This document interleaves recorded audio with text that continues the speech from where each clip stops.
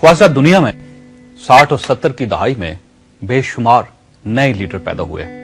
इनमें इंडोनेशिया के सुकार्नो भी थे, मिस्र के सादात और जमाल अब्दुल नासिर भी, इंडिया की इंदिरा गांधी भी, अमेरिका के जॉन एफ कैनेडी भी, ईरान के आयतुल्लाह खमेनी भी, उर्दन के शाह हुसैन भी, सऊदी अरब के शाह फैसल भी, इराक के सदाम हुसैन भी, क्यूबा के फीडल कास्त्रो भी, बरतानिया की मार्गरेट थैचर भी, लीबिया के कर्नल कजाफी भी, फलस्तीन के यासर अरफात भी, मलेशिया के महातिर मोहम्मद भी और जनूबी अफ्रीका के नेल्सन मंडेला भी।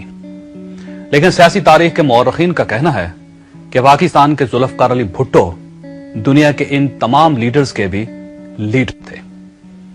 भुट्टो साहब 60 और 70 की दहाई में दुनिया के 10 बड़े जबकि एशिया के सबसे बड़े लीडर समझे जाते थे।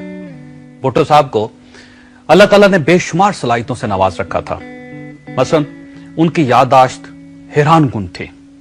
उन्हें पूरी पूरी किताबें और 400 सफ़ात की फाइलें जुबानी याद होती थी। वो टेबल टॉक और अवामी जलसों से डील करने का फन भी जानते थे। वो कॉन्फ्रेंसेस और मुज़ाकरात के दौरान मुखालफिन को शिकस्त दे देते थे और अवामी जलसों में लोगों के दिल जीत लेते थे। और वो बेइंतहा हाजिर जवाब भी थे। आप उनकी हाजिर जवाबी के 2 वाकयात मुलाहिजा कीजिए। भुट्टो साहब वजीर खारजा की हैसियत से 1963 में अमेरिका के दौरे पर गए।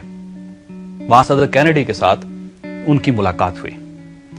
सदर कैनेडी भुट्टो साहब की जहानत से बेइंतहा मुतासर हुए और उन्होंने भुट्टो साहब से कहा, अगर आप अमेरिकन सिटीजन होते तो आप इस वक्त अमेरिका के वजीर होते। भुट्टो साहब ने फौरन जवाब दिया, सर मैं अगर अमेरिकन होता तो मैं अमेरिका का वजीर ना होता, अमेरिका का सदर होता।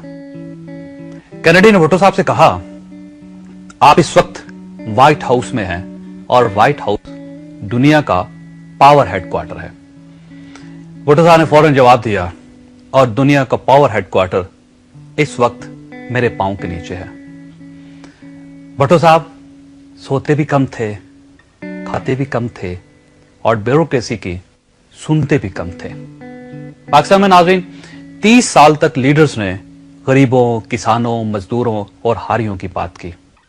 लेकिन भुट्टो साहब पाकिस्तान के पहले लीडर थे जिन्होंने हारियों, मजदूरों, किसानों और गरीबों के दुखों को आवाज दी, जिन्होंने इन्हें फर्श से उठाकर सीने के साथ लगा लिया। और ये जुल्फकार अली भुट्टो के इक़्तिदार के आखिरी दिनों की बात थी। भुट्टो साहब के पुराने साथी उन्हें समझाते थे, आप एहतियात से काम लिया करें, आप अमेरिका को यूं न ललकारा करें। अमेरिकन इंतकाम के मामले में बड़े संगदिल हैं। आप मजदूरों और किसानों की बात न किया करें। सरमायादार दुनिया आपको अपना दुश्मन समझ रही है। आप फौज को भी बैरकों तक महदूद करने की बात न किया करें। जर्नैल आपके गिर्द घेरा तंग कर देंगे। आप इंडिया को भी ना ललकारें, ये आपके खिलाफ साजिशें करेगा। और आप ताजरों, सरमायादारों और मजहबी वॉरलॉर्ड्स के बारे में भी बातें ना किया करें, ये लोग आपको कम्युनिस्ट मशहूर कर देंगे। भुट्टो साहब के साथी ने कहते थे, आप जरा सी एहतियात कर लें, हालात के साथ जरा सा समझौता कर लें ताकि सिस्टम चलता रहे।